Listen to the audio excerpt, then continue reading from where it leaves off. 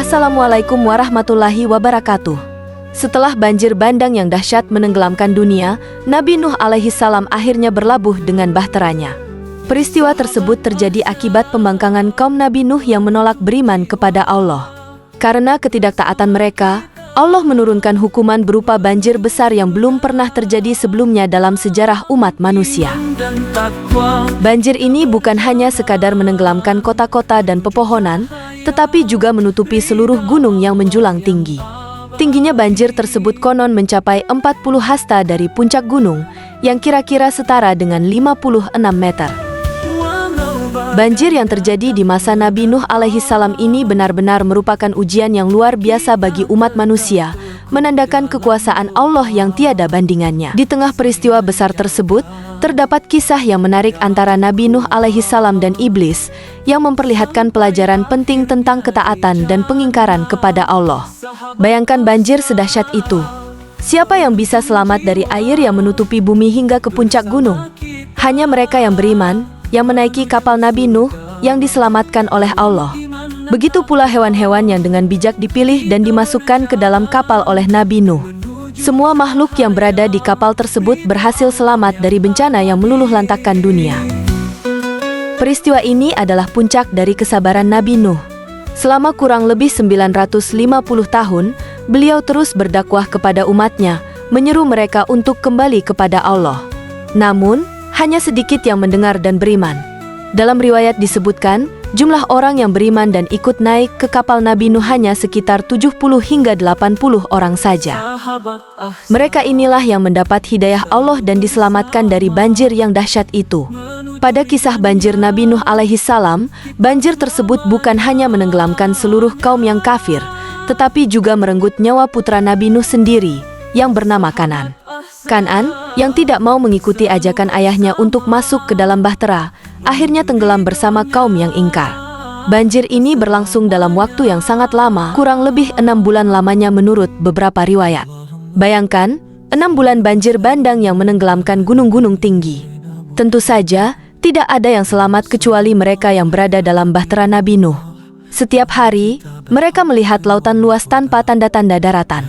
Ketika waktu terus berlalu, setelah melewati bulan pertama, kedua, ketiga, hingga bulan ke-6, Nabi Nuh alaihi salam mencoba membuka salah satu pintu bahteranya untuk melihat keadaan di luar. Namun, yang terlihat masihlah lautan yang menghampar luas. Air banjir belum juga surut, menandakan bumi masih diliputi oleh murka Allah. Akhirnya, setelah waktu yang panjang, Allah memerintahkan bumi untuk menelan air, sebagaimana dikisahkan dalam Al-Quran surah Hud. Wahai bumi, telan airmu. Wahai langit, hilangkan awanmu. Demikian perintah Allah. Langit yang sebelumnya dipenuhi awan hitam pekat, kini perlahan menjadi cerah. Awan-awan hitam pun menghilang, hujan yang sebelumnya deras berhenti, dan air mulai surut, ditelan oleh bumi. Nabi Nuh alaihi salam kembali membuka pintu bahteranya. Saat pintu terbuka, tampaklah sebuah pelangi indah di langit, menandakan bahwa badai telah reda dan mendung telah sirna. Melihat tanda ini, Nabi Nuh alaihi salam memerintahkan burung gagak, "Wahai burung gagak, ada tugas untukmu. Kau bisa terbang, maka pergilah dan lihat apakah air sudah benar-benar surut." "Baik, wahai Nabi Allah," jawab burung gagak. Maka beberapa ekor burung gagak terbang keluar, menjelajahi angkasa.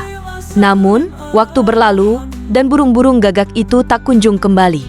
Kepergian mereka tampak lama, membuat Nabi Nuh harus mengambil keputusan lain.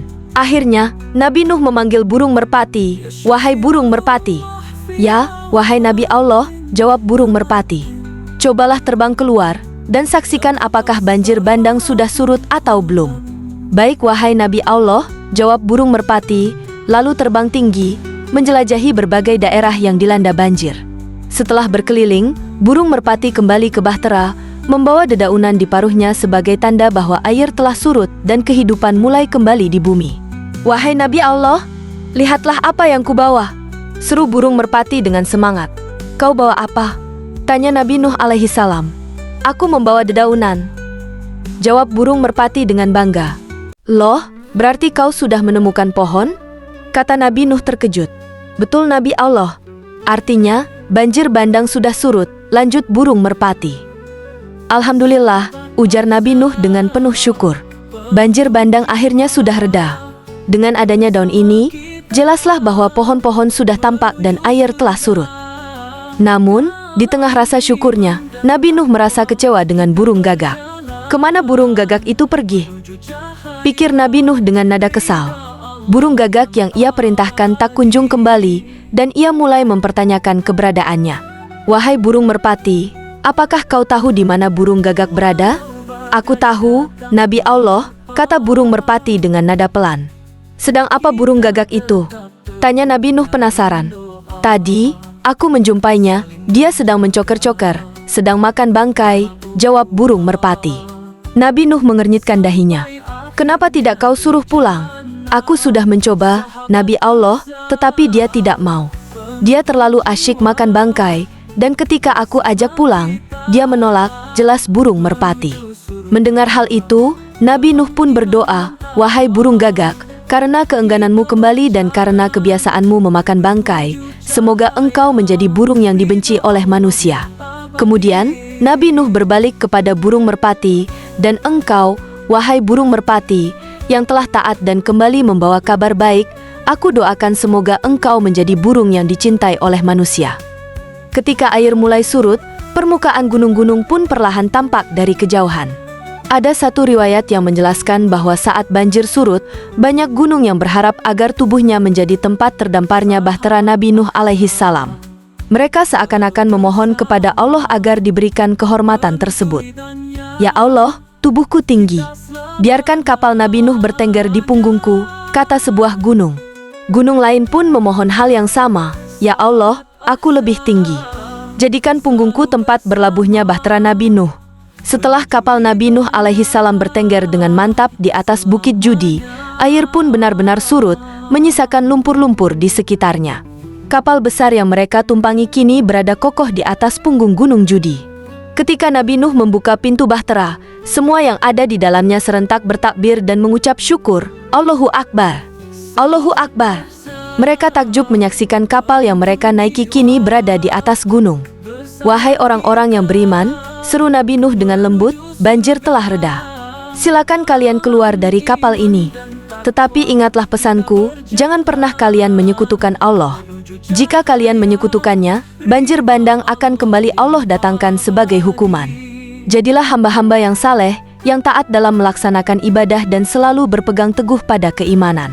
Akhirnya, setelah semua penumpang turun dari bahtera, baik manusia maupun hewan, Nabi Nuh alaihi salam melakukan pengecekan untuk memastikan tidak ada yang tertinggal. Satu persatu mereka turun, hingga Nabi Nuh pun turun terakhir dari bahtera tersebut. Namun, setelah turun, Nabi Nuh merasa ada sesuatu yang hilang. Ada yang kurang, pikir Nabi Nuh, sambil terlihat bingung. Ia pun bertanya kepada dirinya sendiri, apa yang hilang? Seorang muridnya mendekat dan bertanya, wahai Nabi Allah, engkau terlihat bingung. Sepertinya engkau sedang mencari sesuatu. Apakah ada yang tertinggal di dalam bahtera kita? Ya, jawab Nabi Nuh, aku merasa ada yang tertinggal. Sebelum banjir melanda, aku membawa beberapa ikat pohon anggur ke dalam bahtera. Mungkin masih ada di dalam.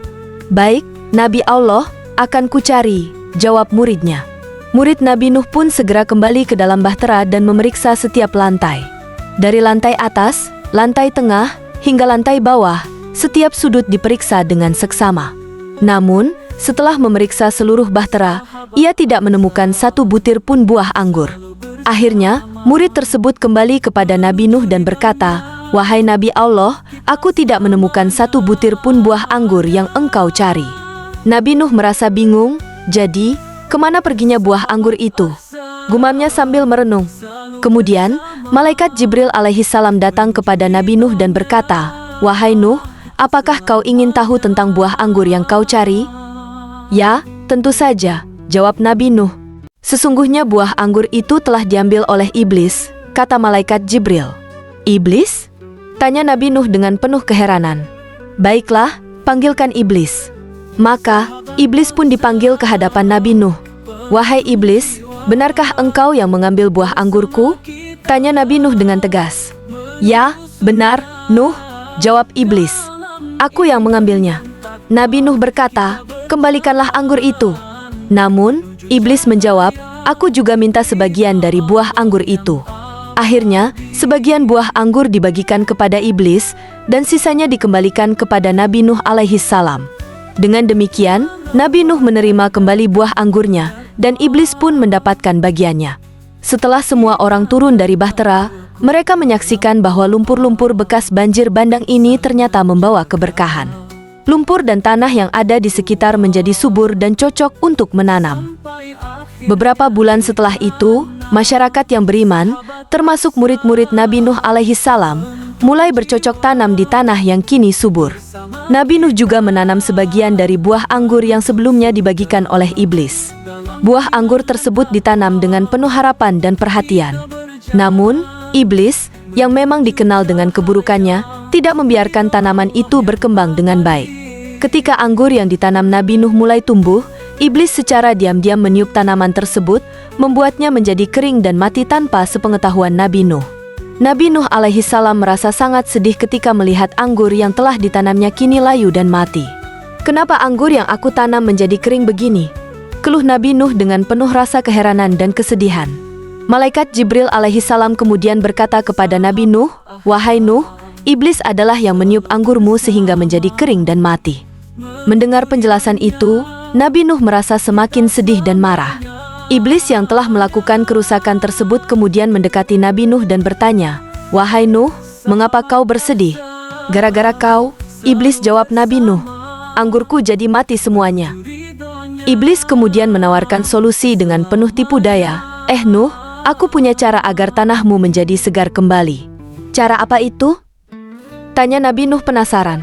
"Kau ambil seekor singa, seekor babi, dan seekor kelinci," kata iblis.